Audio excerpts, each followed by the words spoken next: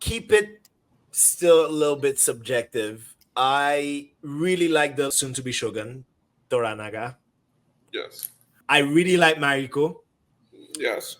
I That is so funny. I was just, you know what I was about to tell you? I uh, thought you were gonna change the angle. I was about to say, do you think they miscasted him? 100,000%. I at the whole at first I was like, are they gonna reveal something From else about this from character? scene one. Yes, Scene I thought one. they were gonna reveal I was something like, else this about guy, him that was gonna make it normal. But I'm like, he talks funny, he walks funny, he acts he funny, looks funny. he looks funny, and I'm like, did they really last minute lost their star Their star, and yeah. they had to find the number 5 person for the show because everybody Either else is such a that, high caliber either that, actor. or they didn't want to bring down the caliber of Sanada, Outshine. which But the is thing is yeah. that he could work with anybody else. And I understand you're not going to get somebody that's going to be the star of the show for that role because I think the plot doesn't make him a star necessarily. But at the same time, I don't even need for him to be a star. I just need him to be a good actor.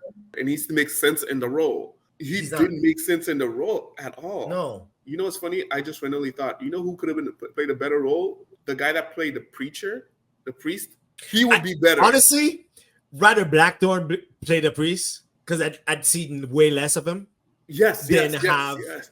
Didn't have the priest. Yeah. The priest, honestly, I thought he was going to have a bigger role because I can feel his presence as an actor. He was so much better. Honestly, there's a lot of actors that are actually really good. He's the weakest actor. He's the weakest actor.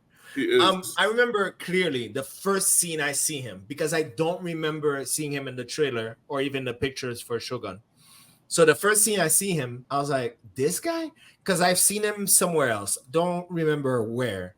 But it was like some low-level CW show.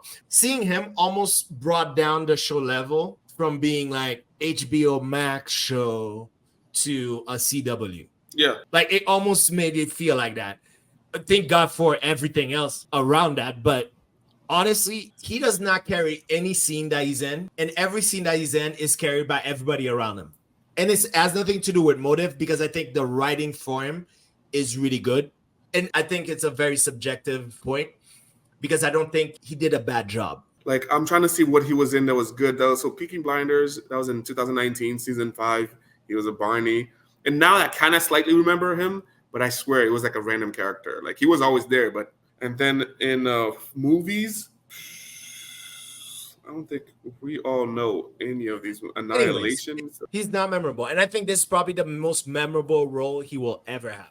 You know, I feel like there's 3 things that work for or against an actor.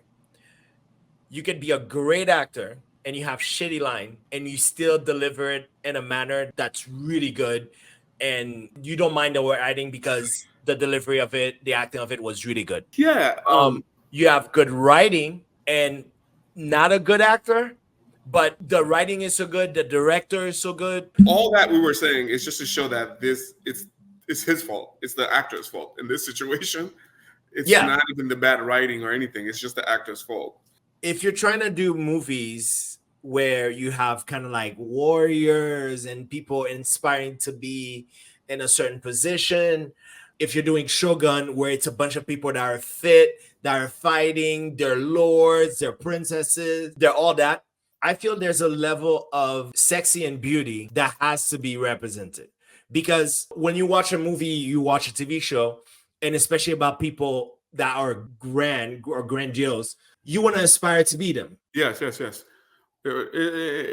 and now it's like it doesn't feel like most shows have that anymore. It's like it's trying to be a little too realistic, a little too thing.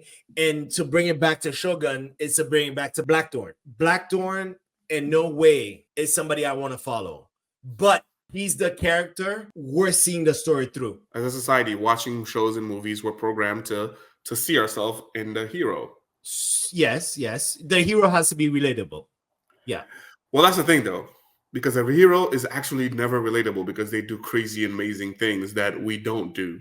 So we aspire to do that because we're living vicariously through them. They can't be regular, like you said.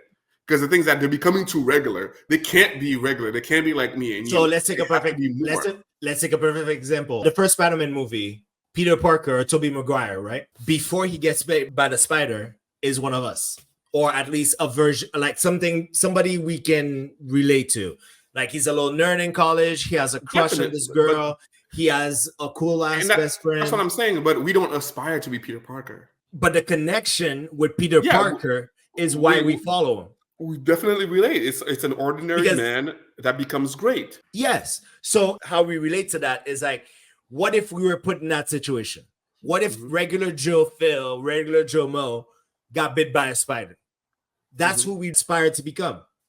But at the end of the day, good hero movies usually try to say, it's not me, it's the people that make me great or that save the day. That's why I feel like your character can be relatable, but it cannot be too relatable because we have to have something to aspire to. Yes, I was just saying that we don't necessarily relate with the whole of the character. The whole of the character, no. Yeah, we're not supposed to relate. And if not, we relate to a part of, if not the beginning or the starting point. Well, that's the good point. That's what makes that character likable or hated by everybody. And I'm gonna look it up to see. I mean, it's obviously not the first, but one of the most popular character arcs that show this is Clark Kent to Superman. Oh, yeah. You know, and I don't like Clark Kent. Like I don't like whatever that guy is. Like he's shy, he doesn't do anything. Like I don't like that. But it sells me even more so that he just and becomes he becomes the Superman, the greatest hero, the strongest hero ever. He becomes in a way. The strongest. So it's crazy, and it's to the point where like, you know, I remember the first time I realized, because I saw somebody said like later in my teens, they're like, "Oh, Superman is an alien," and I was like, "No," I was like, "Wait a minute." I was like, wait a minute. I was like, wait a minute. I completely forgot. I was like, what do you mean he's from Kansas? But back to Shogun. So segue would be relatable characters. So Batman is a very relatable character because he's the most human out of all the characters, out of all the superheroes. Right. What we were saying, the reason why we were talking about this is because of how unrelatable this guy was. Shogun, not Shogun, Blackthorn, and the fact that he becomes a POV character of the audience makes it even kind of worse. Because if he was a side character, I wouldn't mind, but he's not. Yeah, he's our point of view.